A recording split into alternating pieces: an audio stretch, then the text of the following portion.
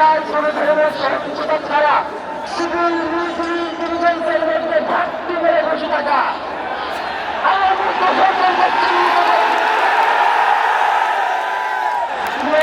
বন্ধুগণ, শরীফ ওসমান হাদির পরিবারকে জানানো হয় রাষ্ট্রের পক্ষ থেকে আপনাদেরকে যদি কোনো সুবিধা দরকার হয় আপনারা আমাদেরকে বলবেন।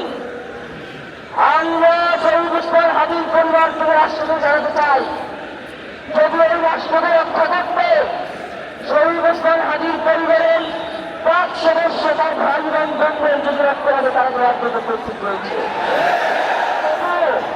এই খুনিদেরকে চিহ্নিত করে ভিতরে নীতি করতে হবে। আমরা আপনাদেরকে আরেকটা বিষয় নিয়ে আজকে বক্তব্য শেষ করতে চাই।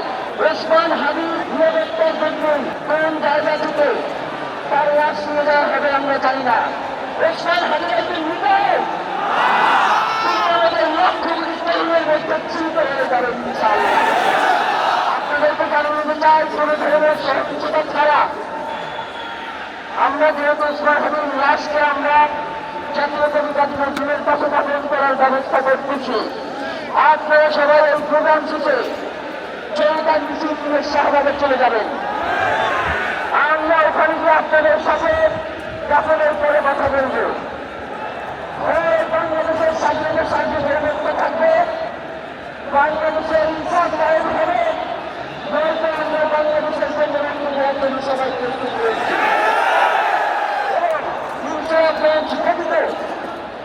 ভারত এবং প্রধানমন্ত্রী আপনারা কোনো সহিংসতার পথ বেছে নেবেন না। আমরা ইতিহাসের পক্ষ থেকে আপনাদেরকে জানাবো কখন কি ব্যবস্থা গ্রহণ করতে হবে। আপনাদের সকলকে এই লক্ষ লক্ষ মানুষকে আজকে শরীফ ওসমান হাদির জন্য যারা এসেছেন শহীদ শরীফ ওসমান হাদি, তাকে আমরা সবাই দোয়া করব এবং তার যে লড়াইয়ের পথ, তার যে সাংস্কৃতিক আন্দোলন, তার যে আধিপত্যবাদের বিরুদ্ধে লড়াই, আমরা সকলে সেটাকে একসাথে প্রতিহত করব। বাংলাদেশ জিন্দাবাদ, জিন্দাবাদ।